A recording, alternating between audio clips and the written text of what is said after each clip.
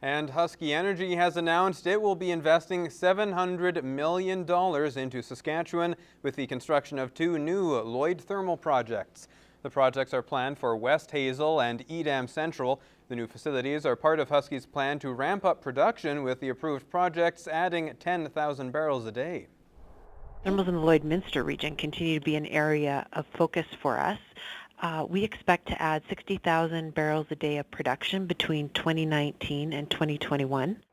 With Husky's commitment to growing the Lloyd thermal portfolio, the company will be creating roughly 500 new jobs. During the construction phase, we'll be looking at about 200 to 250 jobs at each facility. And then once fully operational, each requires about 30 permanent full-time positions. Pending regulatory approval, Husky is planning for production to begin in the second half of 2021. Well, City Council followed up discussion on several items from last week, including a plan moving forward for the wastewater treatment project. Josh Ryan has more from City Council. This week's agenda was highlighted by confirmation of ideas and solutions brought forward in previous meetings. Chief amongst those items was the official go-ahead for an integrated project delivery method for the wastewater treatment plant. This will not only help finish the project by the late 2020 deadline, but also encourage more cooperation between all associated parties. We truly believe there's many local contractors and subcontractors that will be eligible to bid on this. What the city can move on is the findings of Lloyd Needs. The full report of the Community Social Needs Assessment was delivered to Council, which specified transit, crime, and mental health as primary concerns for respondents. And I think we've got a great preliminary survey that gives us the overarching document, which can be dived into as we go through over time. Council also approved ATCO Electric's proposal for the conversion of LED bulbs in streetlights. This will be finished before the end of 2018 and save the city more than $11,000 annually moving forward. Josh Ryan, Newcap News, City Hall. Military personnel and search and rescue teams often end up in some of the most inhospitable environments. But what happens if a pilot needs to eject or the rescuers need to be rescued? Well, instructors of Exercise Frosted Flier at Four Wing Cold Lake aim to teach their students how to survive Canada's winter. The thicker it is, the more comfortable it is. This is day one, where military and search and rescue teams learn firsthand the skills needed to survive outdoors.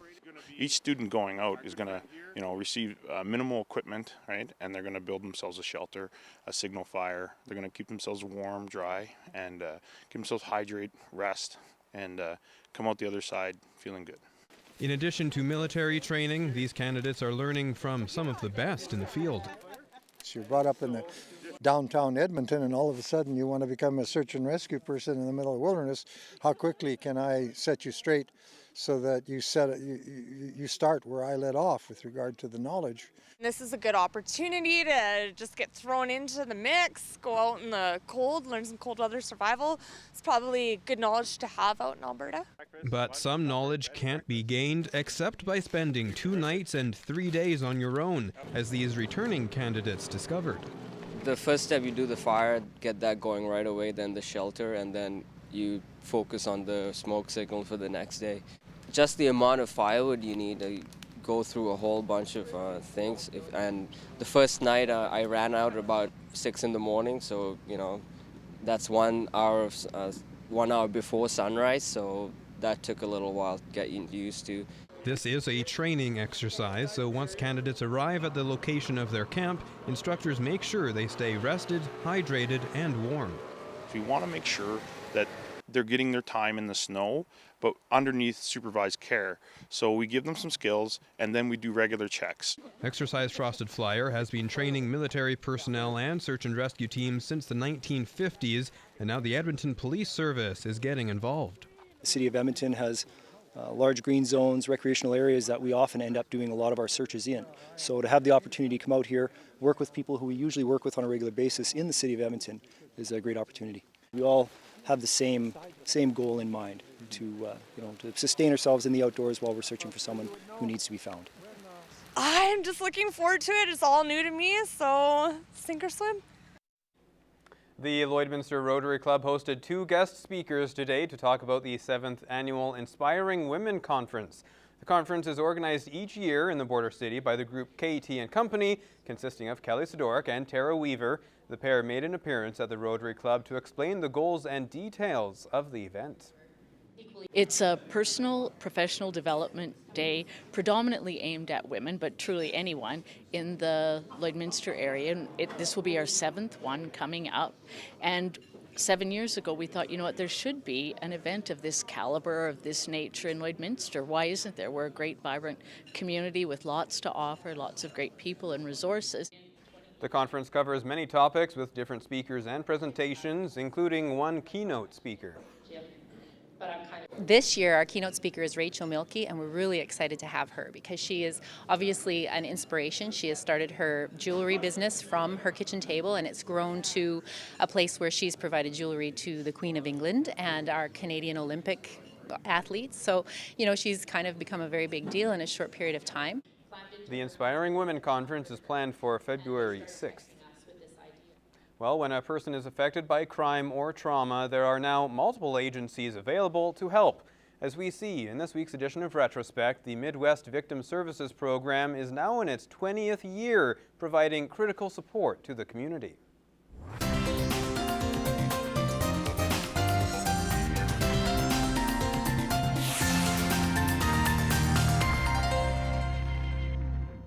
Historically, the criminal justice system did not emphasize how victims were affected by crime or how they could be helped. But that's changed now. After years of planning, the Lloydminster area is getting a victim services program. There seems to be cracks in not in the justice system, but in the way victims are treated. And through no fault of anybody's, it's just that it was a gaping hole, and we're kind of the missing link, and we're going to fill the hole. Now called Midwest Victim Services, the program has given support to victims of crime and trauma for 20 years, and that support has only increased with multiple offices throughout the region. When the program first began, it was operating out of Lloydminster. However, we've grown. We cover the detachment area of Maidstone, Onion Lake, Turtleford, St. Walburg, and Glaslyn. So we're not just providing support services within Lloydminster, we cover a very large area. Thanks in part to greater awareness among RCMP, since Hoburg became involved with victim services in 2008, the calls for service have increased dramatically. Referrals back then, we were seeing on average about 20 a month from RCMP, and now today, 2018, we average about 70 new referrals a month. Hoburg adds support from the community and government has continued to grow. In 2015, the federal government passed victims of crime legislation. It sets out the basic rights that victims have within the criminal justice process and the role that all justice professionals have in making sure that those rights are upheld and protected. The wheels of change, they move slowly, we know that, but I do have hope that we'll see our victims' needs being taken care of even greater in the future. We are definitely seeing some good change. That's all for Retrospect.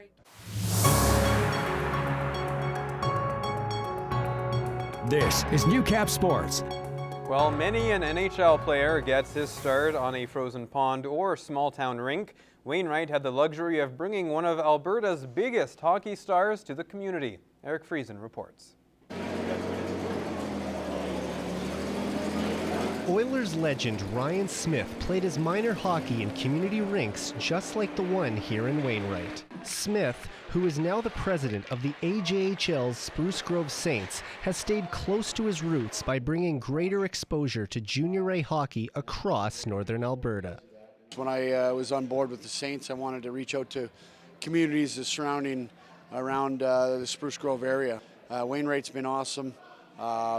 You know, we got a few players that are on our team that play with us that live around here, so it means a lot to them too. During their trip to Wainwright, Captain Canada and the Saints visited the Canadian Forces base, where they experienced a different kind of off-ice training.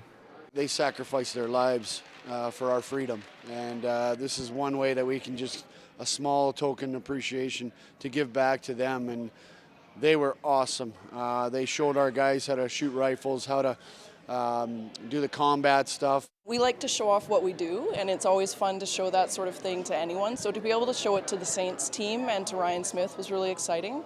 During his 2 decades in the NHL, Smith took to the ice in world-class arenas every night.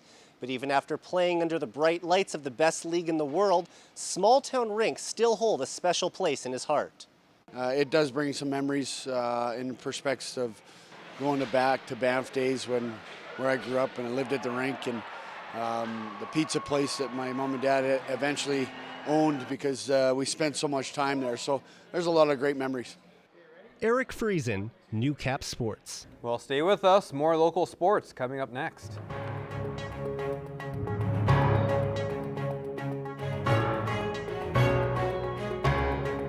After the high of achieving a 4-game win streak, the midget AAA Bobcats were facing 3 straight losses entering play Sunday. Fortunately, the team standing in their way of ending that streak was last place MLAC. But as Lance Phillips explains, it was an old Bobcats nemesis, creating a real cause for concern. Although MLAC occupies last place, it's a team not to be taken lightly, as the Bobcats found out in a 7-3 loss January 14th. Sunday provided an opportunity for revenge, but 2 goals in the first 5 minutes put Lloydminster into a position it never recovered from. Although a well-played second and dominant third helped the Bobcats make it close, a 4-3 loss keeps the team 7 points back of a playoff spot with 6 games remaining. Disappointed at the start of our game today, kind of mad about the way we came out in our first period, and the other part of me is proud of the way we competed right down to the end. And to be honest with you, I thought we deserved a little better. I don't think it really hit us how much this game means until right to the end, and when you realize it's for playoffs or not, I think the boys started pushing a little hard, but it was just too late. You know, it's the start of the game. We all know we got to pick it up, and it's just kind of a wake-up call early. We had still 2.5 periods to get things going. We weren't too worried, but just know we got to pick it up. The third period was an example of how dominant the Bobcats can be, but until that point, the game was highlighted by one glaring deficiency in Lloydminster's game. We can't continue to give up great scoring chances. I mean, today we doubled them in shots and we end up losing because they have 3 or 4 great opportunities. 65 minutes and penalties certainly didn't help Lloydminster's cause. It continues to be an issue, and while some don't mind if it's put to good use, others understand the need to curtail the aggression. Yeah, it's definitely a big problem we have, and we need to get that under control if we're going to have any chance at the playoffs. Coach can't just stop us from taking penalties. It's each other that has to stop that for ourselves and stay disciplined. There's been other games where I've been disappointed in our discipline. I didn't think today was one of those days. I liked us standing up for our team and especially our goaltender. Andre's been ran a few times here the last couple months, so I was pretty proud of the guys for sticking up for him. Lance Phillips, Newcap Sports, Lloydminster. That's all the time we have in sports. Stay with us. More Newcap news and weather after the break.